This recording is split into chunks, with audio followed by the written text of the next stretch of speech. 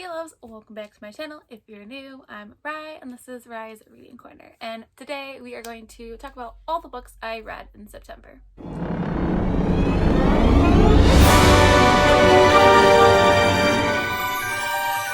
Again, hello, I'm Rye and this is Rye's Reading Corner. If this is the first time you are seeing my face or if you've not yet hit the subscribe button, please do so. It's super easy and it really helps my channel grow. So, as you can tell from my little intro and my thumbnail, today I'm going to talk about with all of you all of the books I read in the month of September. So September was a pretty crazy month for me. I went back to work. I'm a teacher, so in the state that I live in, school starts in September. My kids were pretty much sick on and off all September. So it led to kind of a crazy reading month for me.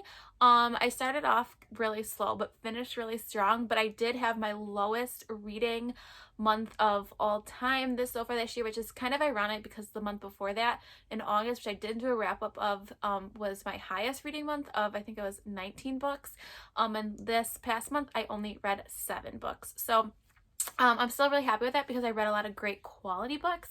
So I read a total of 2,458 pages, which I'm really happy about. And you know, it's always, in my opinion, quality over quantity, and I read great books. They were all 4- and 5-star reads. So if you're not familiar on how I do my wrap-up videos, I usually start off with my lowest rated books and work my way up, but this one's kind of nice because they're all 4- and 5-star books, so I really loved all of these books, so I have nothing but great things to say about them. So we will start off with the 4-star books I read this month. Okay, so my first 4-star read was A Lesson in Vengeance by Victoria Lee. This is probably my lowest 4-star read. I think if I'm looking at my pile right next to me, this is a witchy dark academia book. We have our main character Felicity, and Felicity is returning back to her boarding school. She had a traumatic event that happened in her senior year, and she goes home early and does not finish the year, so she is coming back, and she moves into the same exact house that she did. Like I said, they live in these Victorian houses. It's really cool. But what's really special about this boarding school is there is this history that there were witches that attended this school and that they were all killed. There was the 5 witches.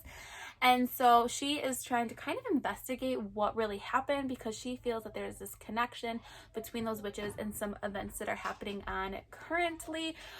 This is sapphic as well, which is also a bonus. But yeah, the cover myself is absolutely gorgeous. I did use this for the bookoplathon and I used it for the magical readathon. So the first half of this book for me was awesome. It was super atmospheric. It was spooky. I loved this, like, these Victorian old rundown kind of houses, but like mystery and kind of cozy, and I really liked it. But the second half of the book kind of fell through for me.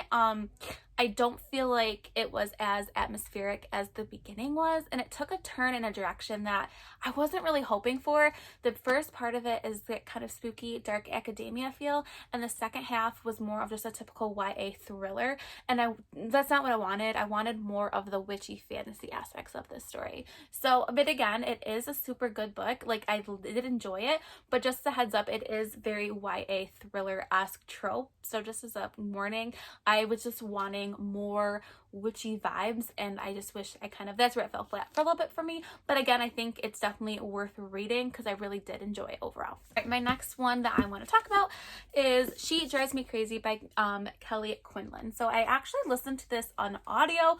That's what I had to do a lot because, like I said, I do have a little bit of a longer commute this time around, so I've been trying to do more audios in the morning and on my way home from work.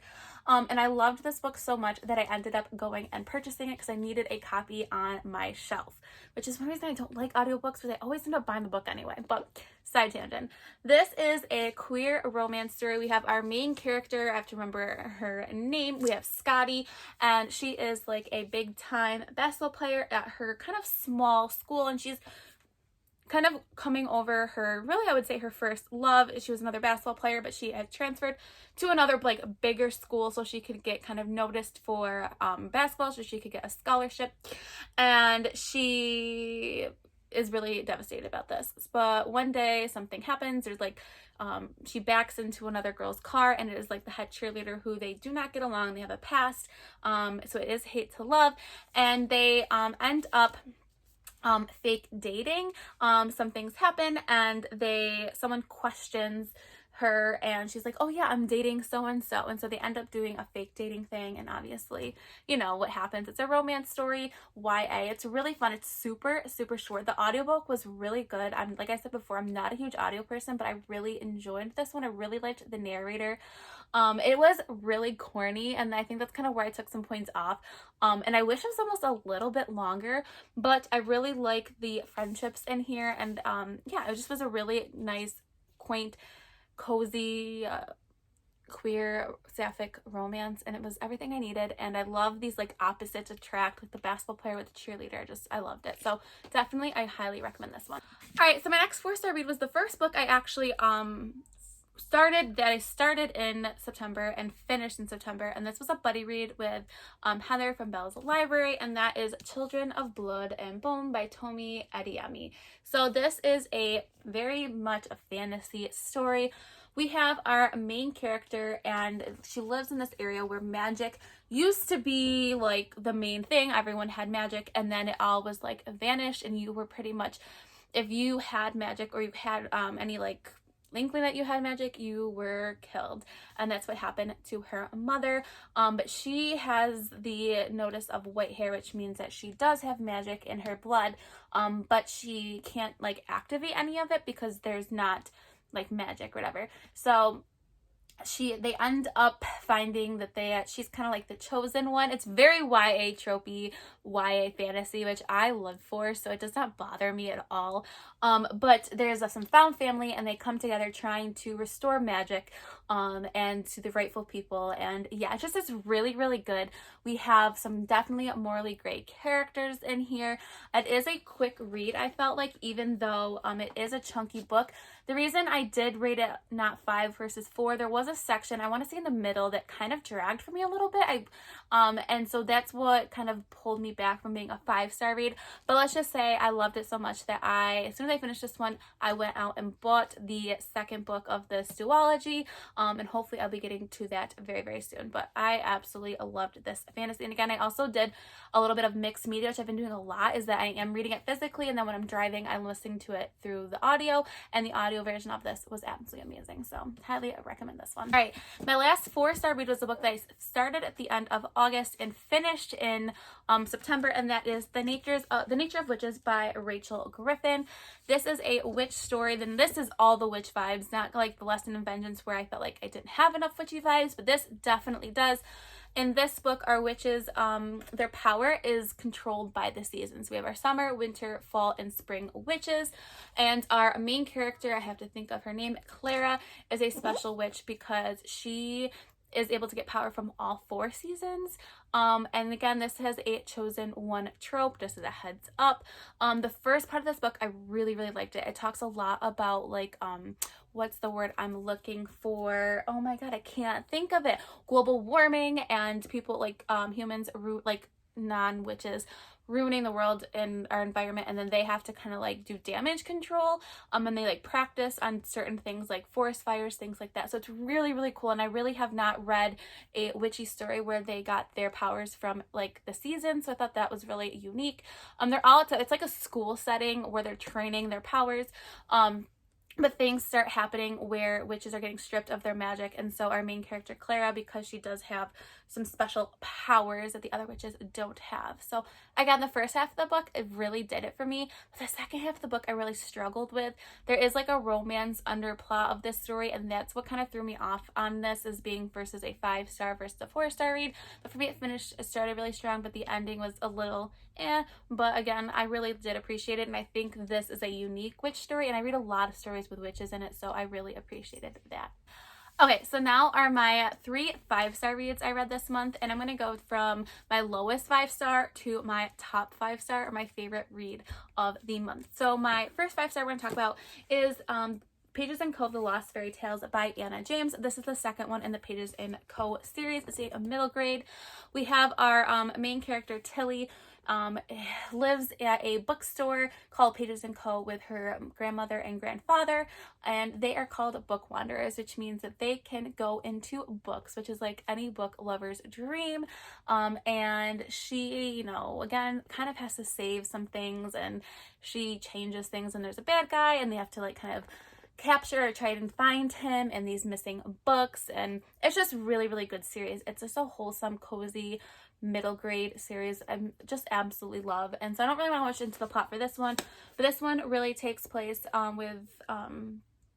in fairy tales, which the first one is not fairy tales specifically, but this one focus more on fairy tales because fairy tales are harder books to travel through, and it picks up very well from the first one. This has a lot of winter and Christmassy vibes, so I wish I saved it for December because I think it would have been perfect for that, but I am glad I read it, and I am continuing in the series. I've already started the third one, so I love taking this adventure, and if you're looking for a cozy, just light-hearted middle grade book, I would highly recommend this series. All right, my next one is a surprise. I wasn't expecting this to be a 5-star read.